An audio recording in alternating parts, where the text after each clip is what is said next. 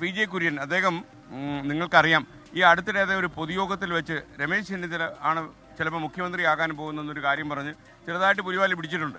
അപ്പോൾ ഇപ്പോൾ അദ്ദേഹം വീണ്ടും നമുക്കൊപ്പം ചേരുകയാണ്.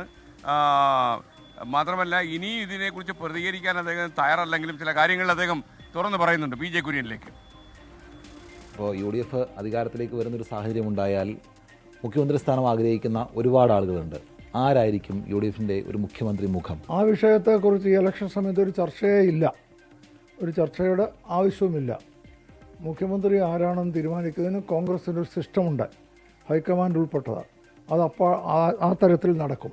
പക്ഷേ എന്നാൽ കഴിഞ്ഞ ദിവസം തിരുവല്ലയിൽ വെച്ച് അങ്ങ് തന്നെ രമേശ് ചെന്നിത്തലയെ വേദിയിലിരുത്തിക്കൊണ്ട് അധികാരത്തിൽ വരുമ്പോൾ മെയ് 9 കഴിയുമ്പോൾ രമേശ് ചെന്നിത്തല ആയിരിക്കാം മുഖ്യമന്ത്രി എന്നൊരു പരാമർശം നടത്തി. അത് വലിയ തരത്തിൽ ചർച്ചയാവുകയും ചെയ്തു. അപ്പോൾ അതൊരു അറിയാതെ വന്നൊരു നാക്കുപിഴയാണോ?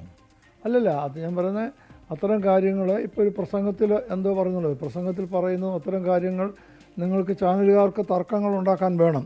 അതുകൊണ്ട് അങ്ങനെ നിങ്ങൾക്കൊരു അവസരം തരാൻ ഞാനിപ്പോൾ ഉദ്ദേശിക്കുന്നില്ല. മുഖ്യമന്ത്രി ആരെന്നുള്ളത് തെരഞ്ഞെടുപ്പ് കഴിയുമ്പോൾ ഹൈക്കമാൻഡോട് ഇടപെട്ട് തീരുമാനിച്ചുകൊള്ളും. യാതൊരു അഭിപ്രായവും അതിനെക്കുറിച്ച് ഇപ്പോൾ ഞാൻ പറയുകയില്ല.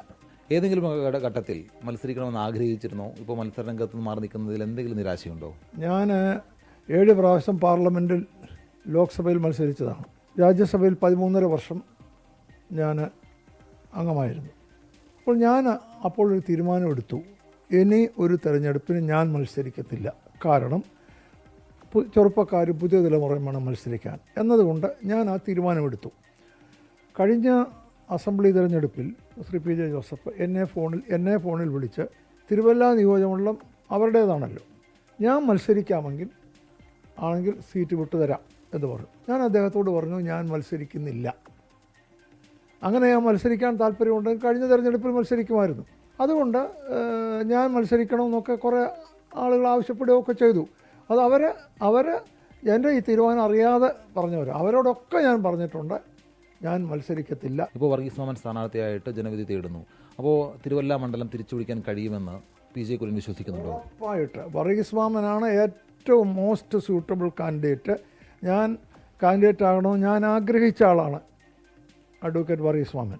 രാഹുൽ ഗാന്ധിക്കെതിരെ മുഖ്യമന്ത്രി അതിരൂക്ഷമായുള്ള വിമർശനം ഇപ്പോൾ നടത്തുന്നു. അങ്ങോട്ടും ഇങ്ങോട്ടും കൊണ്ടും കൊടുത്തും നേതാക്കൾ പരസ്പരം പോർ വിളിക്കുന്നതാണ് നമ്മൾ ഈ കഴിഞ്ഞ ദിവസങ്ങളിൽ കാണുന്നത്. രാഹുൽ ഗാന്ധി കേരളത്തിൽ വന്നപ്പോഴായാലും മുഖ്യമന്ത്രിയെ കടന്നാക്രമിക്കുന്നു. രാഹുൽ ഗാന്ധിയെ എടുത്ത് പ്രത്യേകം വിമർശിക്കുന്നത് എൻ്റെ തോന്നൽ, അതായത് മുഖ്യമന്ത്രിക്ക് പരാജയ ഭീതി വന്നു കഴിഞ്ഞു.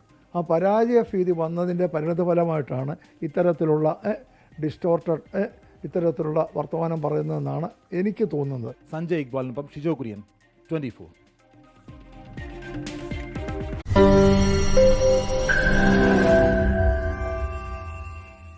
ലോകത്തെവിടെയായാലും ഏത് സമയത്തും 24 വാർത്തകളും ഓഗ്മെന്റഡ് റിയാലിറ്റി പാക്കേജുകളും എക്സ്പ്ലെയിനറുകളും വിശദമായി കാണാൻ ഞങ്ങളുടെ യൂട്യൂബ് ചാനൽ നിങ്ങൾക്ക് സബ്സ്ക്രൈബ് ചെയ്യാം.